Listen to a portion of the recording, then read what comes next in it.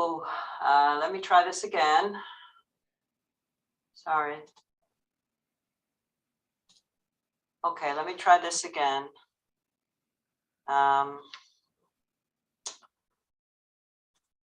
Slideshow, resume slideshow.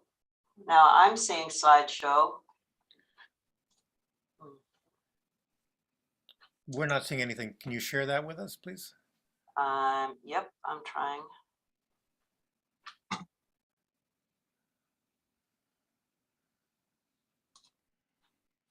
Share screen. Okay.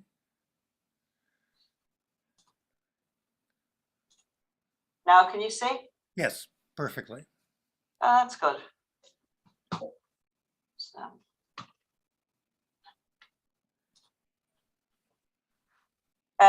Sorry, I'm having trouble moving the slides along. Anyhow, this is a 13-year-old girl who came in to see me last week. I've known her since very shortly after birth.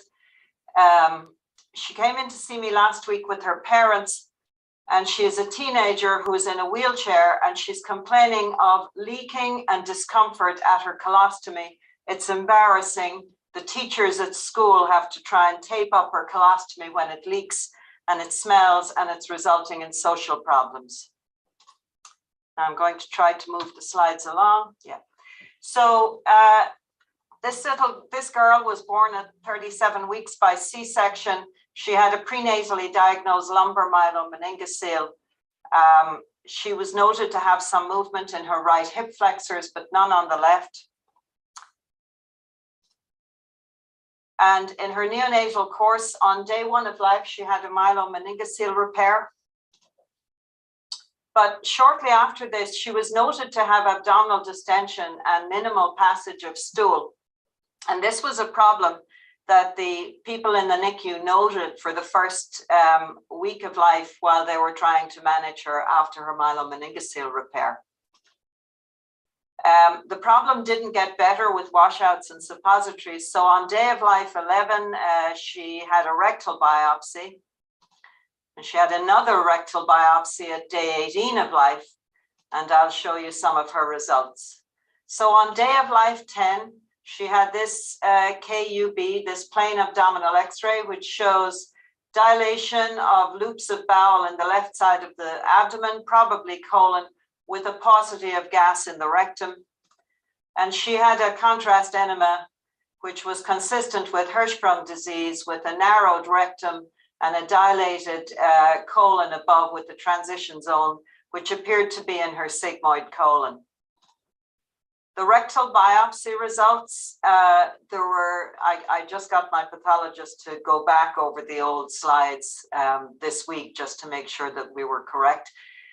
She had no submucosal ganglion cells noted on the suction rectal biopsy, and she had submucosal nerve hypertrophy noted, and they've labeled it with an arrow.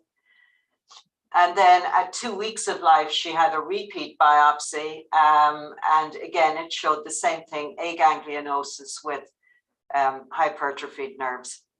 So a diagnosis of Hirschsprung disease was made.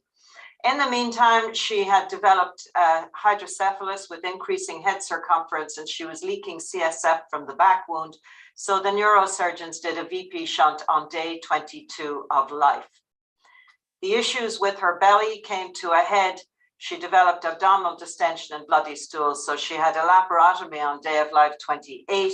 And the surgeons at the time noted that she had good ganglion cells in the transverse colon and sigmoid, splenic flexure, but no ganglion cells in the sigmoid. So they assumed it was a descending colon transition zone, and they gave her a transverse loop colostomy. They also did an appendectomy and took out a Meckel's diverticulum that they saw. So her progress over the ensuing few years, she had tendon releases at age 1. They were hoping that she would walk.